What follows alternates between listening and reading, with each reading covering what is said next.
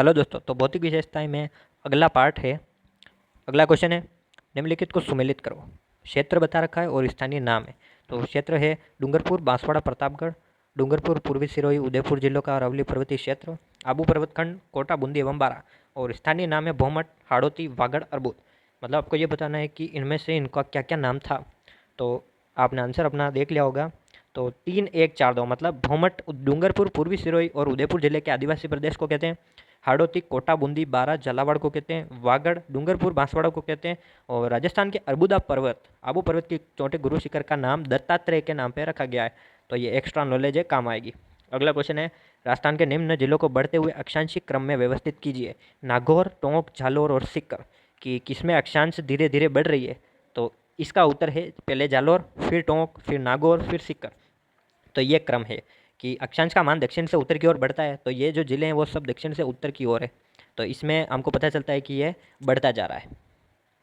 अगला क्वेश्चन है, लोकप्रिय मान्यता वैदिक स्तुतियों में ब्रह्मवर्त की भूमि के रूप में संदर्भित क्षेत्र में एक हिस्से को वर्तमान राजस्थान के किस भाग से जोड़ती है। ये पुलिस कांस्टेबल 2022 में आया हुआ क्वेश्चन है। तो इसका उत्तर हो जाएगा उत्तरी भाग से। जो ब्रह्मवर्त की सभ्यता हड़प्पा और मोहनजोदड़ो में विकसित थी, यह प्रदेश वैदिक ग्रंथ में वर्णित साहबी व शद्वती व सरस्वती नदी के बीच पुष्कर तक फैला था, जो कि वर्तमान राजस्थान का उत्तरी भाग है। अगला क्वेश्चन है, जो RSSB वीडियो मेंस में आया हुआ है कि कौन सा सुमेलित नहीं है। मेवात अलवर भरतपुर को कहते हैं, वागड़ डूंगरपुर बांसवाड़ा को कहते हैं, भौमट प्रतापगढ़ चित्तौड़गढ़ को कहते हैं, और हाड़ौती कोटा बूंदी झालावाड़ को कहते हैं। तो इसमें कौन सा गलत है। तो आपको पता चल गया होगा कि भौमट प्रतापगढ़ और चित्तौड़ को नहीं कहते हैं। मेवाड़ वाले जो क्षेत्र है उसमें भौमट आता है। मतलब उदयपुर और इस भाग को कहते हैं भौमट। देख ले यहाँ पे मेवाड़ में आता है उदयपुर, राजसमंद, भीलवाड़ा, चित्तौड़, प्रतापगढ़। मारवाड़ में जोधपुर, नागौर, पाली, बीकानेर, जैसलमेर, बाड़मेर। ढूंढाड़ में जयपुर, दौसा, टोंक, अजमेर और हाड़ौती, कोटा, बूंदी, बारा, झालावाड़। शेखावटी, चूरू, सिक्कर, झुंझुनू। मेवात, अलवर, भरतपुर और वागड़, डूंगरपुर और बांसवाड़ा।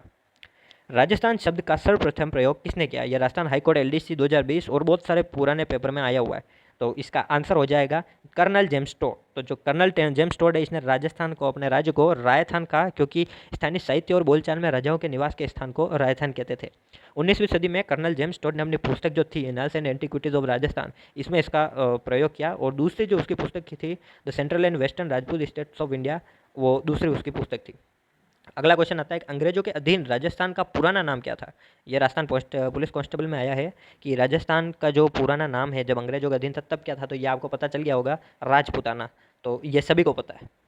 अगला क्वेश्चन आता है, राजस्थान के किस क्षेत्र में जयपुर शहर स्थित है। तो अभी अपन ने देखा था कि किस क्षेत्र में स्थित है। ये पुलिस कांस्टेबल में आया हुआ है, ढूंढाड़ क्षेत्र में। और कौन कौन आते हैं। तो दौसा, टोंक, अजमेर का थोड़ा सा भाग आता है ढूंढाड़ में। Annals and antiquity of Rajasthan पुस्तक किसने लिखी। तो यह भी अपन ने देखा है कि किसने लिखी थी, कर्नल जेम्स टोड ने। कथन, राजस्थान में सबसे पहले सूर्य उदय धौलपुर के सिलाना गांव में होता है। और कारण इसका दे रखा है कि भाई रोज धौलपुर जो राजस्थान का पूर्व में स्थित है। तो क्या कथन और कारण सही है। तो ये एकदम दोनों सही है, क्योंकि ये सबसे पूर्व में है तो सबसे पहले यहाँ पे दिखेगा। और सबसे बाद में कहाँ दिखेगा, वो दिखेगा पश्चिम में, कटरा जो गाँव है जो जैसलमेर में स्थित है वहाँ पे सबसे बाद में दिखेगा। ग्रीनविच रेखा के सापेक्ष राजस्थान की स्थिति क्या है। कि ग्रीनविच के रेखा के हिसाब से राजस्थान की स्थिति क्या है। तो इसका आंसर है पूर्वी गोलार्ध में। तो ग्रीनविच के हिसाब से अपना राजस्थान जो है वो पूर्वी गोलार्ध में स्थित है। अगला क्वेश्चन आता है, निम्न में से राजस्थान के संदर्भ में सही कथन कौन सा है। राजस्थान 1 नवंबर 2001 को देश का सबसे बड़ा राज्य बना। राजस्थान का क्षेत्रफल 3,42,239 वर्ग किलोमीटर है, जो कि 10.14% है। 2011 में राजस्थान की कुल जनसंख्या 6 करोड़ थी। तो इनमें से कौन सा सही है। तो केवल सही है कि राजस्थान का क्षेत्रफल, मतलब कि राजस्थान की कुल जनसंख्या 2011 में 6 करोड़ के आसपास थी। बाकी ये गलत है, क्योंकि 10.14% नहीं है, यह 10.41% है। और जो 2001 नंबर 2000 को मध्य प्रदेश से छत्तीसगढ़ अलग हुआ तब बना था, ना कि 2001 को। निम्न में से कौन सी रेखा राजस्थान के दक्षिण भाग से गुजरती है। तो ये सभी को पता है कि कर्क रेखा दक्षिण भाग से गुजरती है। निम्नलिखित में से कौन सी तहसील राजस्थान के दक्षिणतम भाग में है। तो यह आपको पता होगा कि सबसे दक्षिणतम है कुशलगढ़, जो कि बांसवाड़ा में है और जहाँ से कर्क रेखा भी गुजरती है।